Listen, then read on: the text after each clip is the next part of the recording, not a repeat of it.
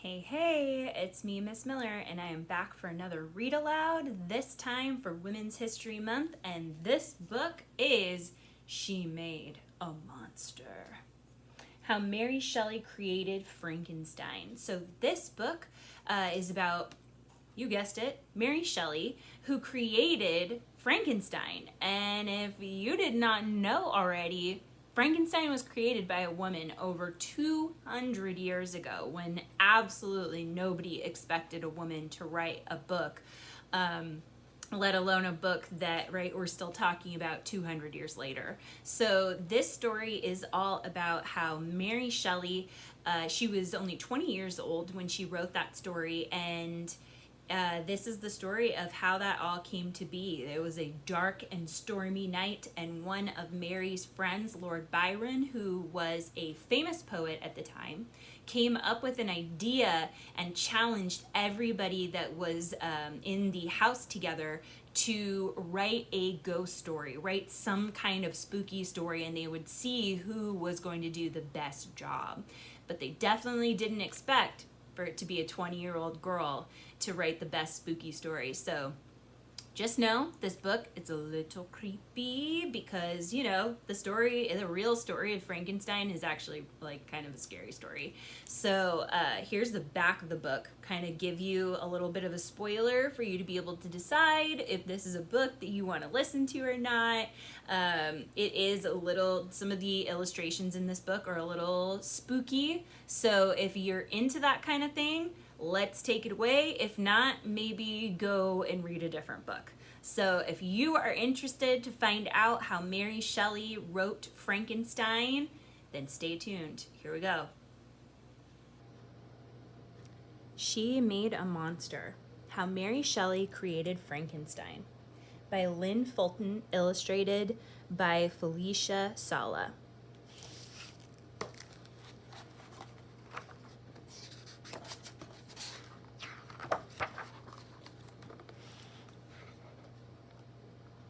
"200 years ago, on a wild, stormy night in a beautiful house on the shores of Lake Geneva in Switzerland, a young woman named Mary sat at her dressing table.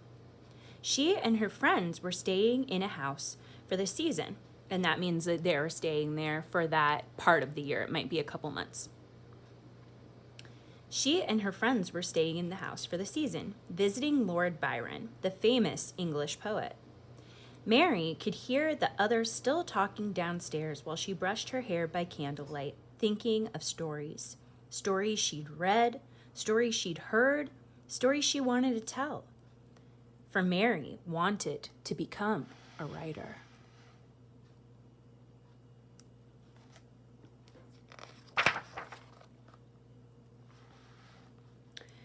Her dear friend Percy Shelley, who would soon become her husband, was a poet, and Mary herself came from a family of writers.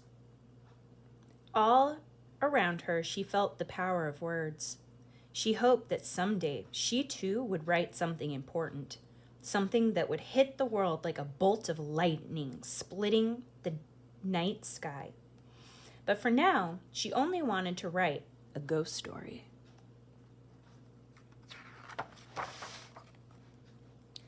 It had all begun when the friends had read aloud from a book of frightening tales. Entertaining each other through the rainy days and nights, Lord Byron had declared, "We should each write a ghost story. In a week, we'll see who has written the best one."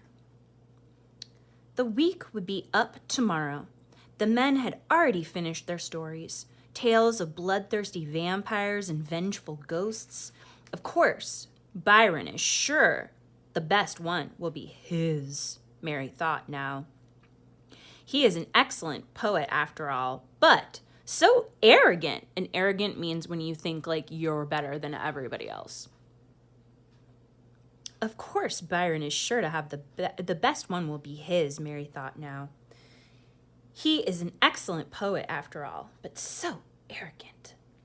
Yet try as she might, Mary had found no way to begin her story. The clock struck midnight. Mary put down her hairbrush and tiptoed into the hall. Over the howling wind, she could hear her friends talking about the latest scientific experiment, their favorite topic. Percy's voice thundered up the stairs. "Electricity," he was saying. "Galvani used it to make a dead frog kick its legs." So that was the type of scientific experimentation they were doing at the time. They were realizing that our body has a type of like natural electricity in it. They're finding that if they used a current, an electricity current, and they put it in the right way on something that was no longer alive, they could stimulate the muscles to still move, even if the item itself was not alive anymore. The electricity going into its body, it doesn't make it alive. It would just mean like maybe you could make my fingers move, but it doesn't mean that my body was alive or that I was alive. So they're talking about that with the frog. The frog isn't alive, but when they put the electricity through it, it would make the frog kick its legs, even though the frog was dead.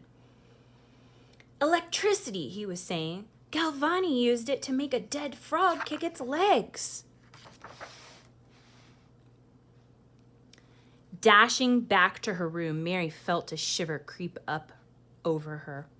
She remembered hearing as a young girl about an even more ghastly experiment, and that's like scary or kind of creepy. She remembered hearing as a young girl about an even more ghastly experiment. A scientist made a corpse move using electricity. Mary had shuddered as she listened, and that's like shivering, like ugh. Mary had shuddered while listening, clinging to her father's leg. She had been only 6 years old. To erase that terrible image from her mind, Mary opened her locket. A tiny portrait of her mother, Mary Wollstonecraft, I think. She died when Mary was a baby. As a girl, Mary learned the alphabet by tracing the letters on her mother's tombstone. When she was older, she read everything her mother had written, stirring words about democracy and the rights of women. And remember, this was 200 years ago. It was not at all popular, at all, for women to be talking about having equal rights 200 years ago. Things still aren't equal here in 2021. So think about 200 years ago, like, yeah, right. No one's going to listen to you. When she was older, she read everything her mother had written, stirring words about democracy and the rights of women, words that sparked courage and inspiration in many, but anger and outrage in many others. Women, the equal of men? What a monstrous thought, people had said about her mother's ideas. And for Mary Wollstonecraft, to write them was even more monstrous. And that's like terrible, like a horrible, horrible thing, that word monstrous. That's what that means. So for her to think that women were equal was a monstrous thought, but for her to write them down was even more monstrous. Women were not supposed to have ideas of their own, let alone publish them. Now, Mary snapped the locket shut. She wanted to prove that her mother was right. A woman's writing could be just as important as a man's. Downstairs, the men's voices grew louder and more excited. To give life to lifeless matter will be the ultimate triumph. Man will conquer nature and make her give up the secret.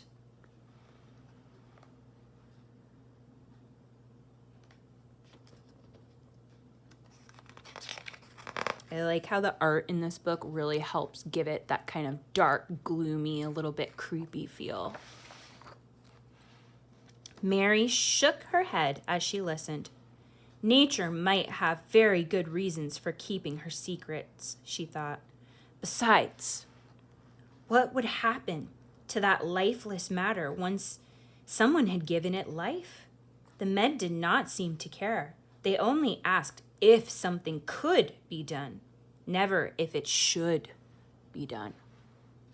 So Mary is thinking about, okay, so you take something that's not alive anymore and you make it become alive again. What happens to that thing? Instead of just being like, wow, isn't it amazing? We can make it become animate again. And that means when it's moving. Instead of just being amazed at being able to do it, Mary's thinking about, but what would actually happen? What would it be like to be that creature? And that's important for understanding how the next part of the story. Thunder rumbled in the distance, and the rain beat harder against the window. Mary watched the wax drip down her candle.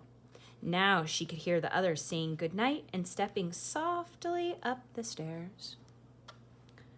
She thought of ghosts and vampires. She thought of monsters. She thought of loneliness.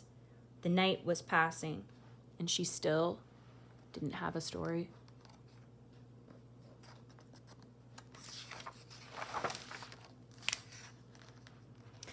A flash of lightning illuminated the room, and Mary jumped as her reflection peered back at her from the mirror, pale and strange, like something dead restored to life. Wouldn't it be terrifying to see such a creature, she mused? Or perhaps more terrifying to be such a creature? So she's thinking, wouldn't it be so scary to just see somebody who had been brought back to life? But then she thought even deeper and went, so imagine she's seeing the creature that's been brought back to life, and Mary herself is thinking that just seeing that creature would be terrifying. But then she starts thinking, but what would it feel like to be that creature? And wouldn't that be even more terrifying to actually be this creature?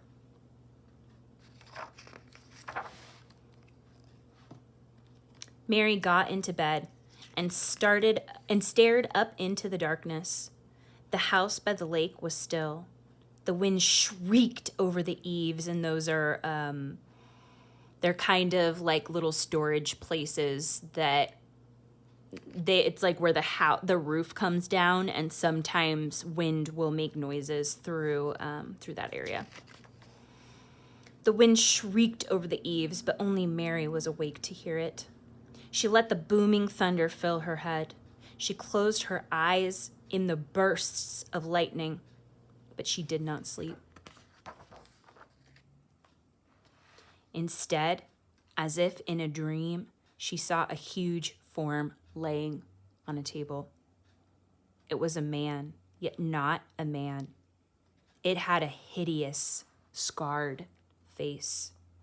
She saw a young student anxiously bending over the form with a candle. He had achieved his ambition. He had discovered nature's secret, had given life to the creature on the table. But now he was afraid. He did not know what to do. He dropped the candle, covered his face with his hands, and ran away, hoping the ember of life he had sparked would die out. So she is imagining all of this in front of her. So this isn't really happening. It's what she is imagining while she's laying in bed. So she's imagining this. She's visualizing this as she's laying in bed. And suddenly, lying in her bed with the curtains shut, Mary felt as if she was the young creator. She felt as if she'd run to her room to cower under the sheets, trying not to think of the terrible things she had created, trying not to think of it coming to find her. I don't know if you can see, but let me see if I can move it. There's an arm that's reaching out, and there is the shadow of that figure, like it's on the outside of her bed.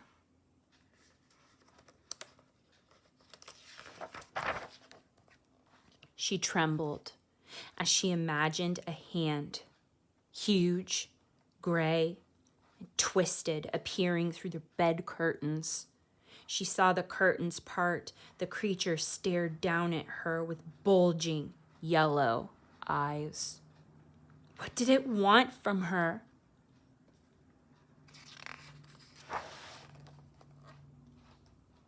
Mary gasped and sat up in bed. She ripped open the curtains and recognized her own room in the moonlight. All was familiar and ordinary. There was no monster. There was only her imagination. Her heart pounded, but she was happy. She had found her story.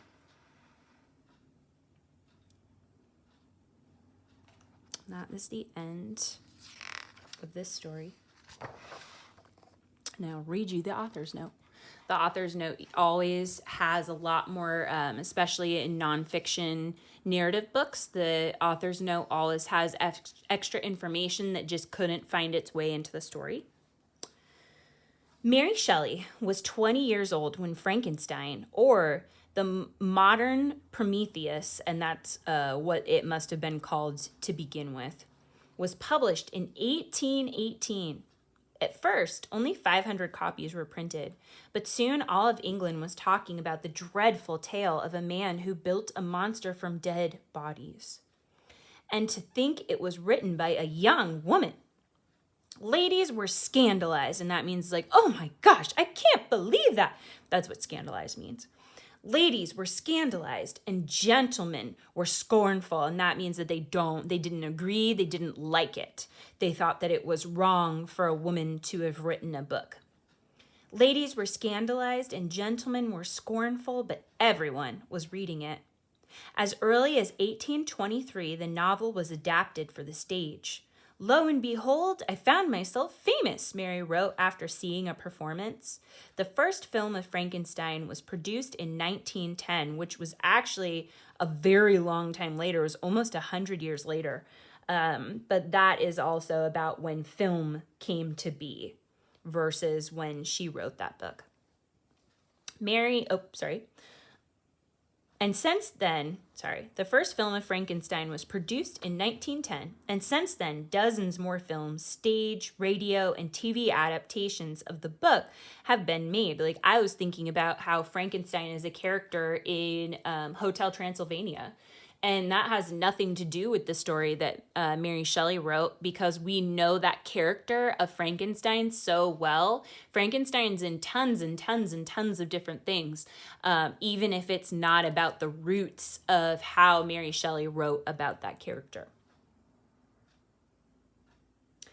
In her introduction to the 1831 edition of Frankenstein, and a lot of times when books are really popular, they might come out with a new edition, and they'll have the author write something in the beginning to explain something about the book, how they wrote it, what they were inspired by. So that's what they're talking about here.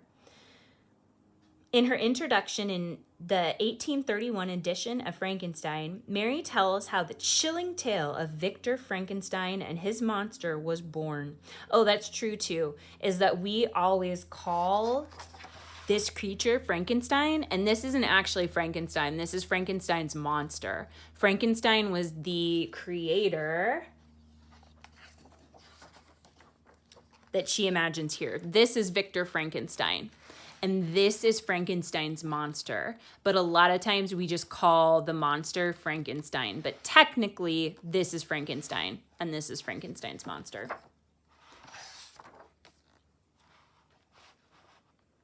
In her introduction to the 1831 edition of Frankenstein, Mary tells how the chilling tale of Victor Frankenstein and his monster was born. Her account of the summer of 1816 on Lake Geneva includes the stormy weather, Lord Byron's ghost story challenge, and her waking dream of the pale student of unhallowed arts kneeling beside the thing he had put together. Mary doesn't mention Mary Wollstonecraft in the 1831 introduction, but it seemed important to include her famous mother in the thoughts I imagine Mary might have had as Frankenstein was forming in her subconscious.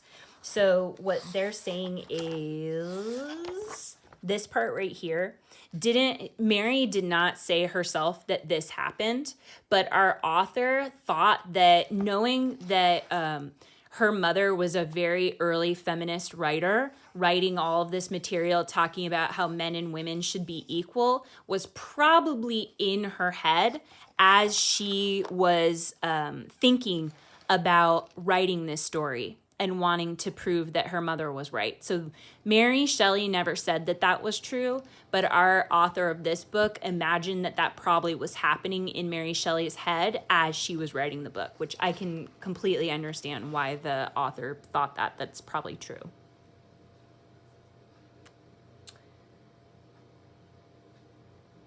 I also added the deadline to the Ghost Story Challenge, making it more like a contest. And finally, I put the entire group of friends under one roof at Byron's Villa and I'm not, this is probably, I think this is Italian, Villa Diodati, that is definitely wrong. Actually, Mary, Percy, and Mary's stepsister were staying at a smaller villa nearby. So Lord Byron was staying at his own house, and then Mary, her soon-to-be husband, and her stepsister were staying nearby. Mary Shelley's Frankenstein is not the same as the story most people know from the movies. Unlike the square-headed Hollywood monster with bolts in his neck, the creature in Mary's book can speak and even read. He is lonely and longs to be part of a family. But because of his frightening appearance, so because his face and his body look so scary because it's been pieced together from different people, he's hated and rejected by everyone. So really, Frankenstein's monster in the book, he's lonely. He wants to be a part of a family. But because everybody's scared of what he looks like, everybody hates him and they reject him. They're like, no, get out of here. We don't want you to be here. We're afraid of you. Even by his creator. So even by Victor Frankenstein. Because, just get this picture back. So here she was talking about how Victor Frankenstein, after he made his creature come to life, he became afraid of him. So she's saying even his creator was afraid. When we envision Frankenstein's creature only as the inarticulate, which means that like he couldn't speak, which is how the movies have Frankenstein now. He usually just kind of makes grunting noises. When we envision Frankenstein's creature only as the inarticulate, raging monster of stage and screen, we lose sight of Mary's message that hatred and prejudice, and that's when you hate people because you don't understand something about them or they don't look or sound the way that you think they should, can turn something innocent into something murderous, because then Frankenstein gets very, very angry because everybody rejects him and bad things happen. Even though it began in response to a ghost story challenge, Frankenstein is, of course, not exactly a ghost story. For just like Victor Frankenstein, Mary Shelley was creating something new, the kind of story that today we call science fiction. Whenever you read a book or see a movie about a scientist that goes too far, inventing something that becomes dangerous and uncontrollable, remember that it all began with Frankenstein. The monster Mary made lives on in our imaginations just as vividly as he came into hers that stormy night 200 years ago. And that is the end of our story. And then we have just kind of some like ominous jars. So that is the story of Mary Shelley, who created, oh my goodness, that is very dark, who created Frankenstein. All right, I hope you liked the story, and I'll catch you back here for our next one.